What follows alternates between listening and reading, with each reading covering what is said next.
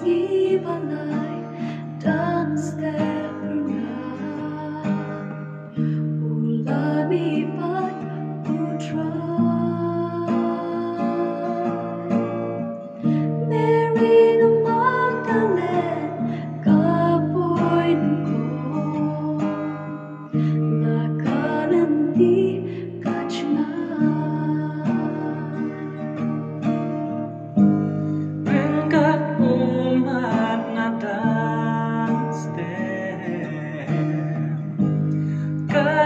chulung ching te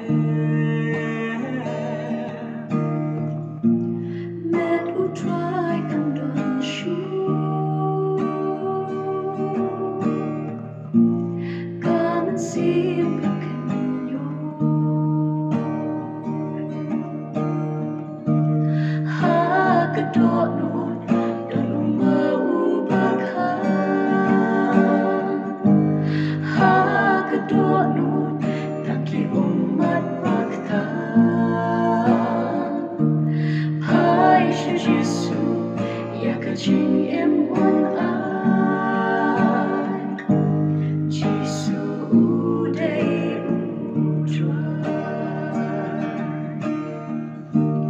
ulami pat na bentaki glare ulami pat paminyo ya ka ulamipat siya kajing sukerhai Jisu day utrai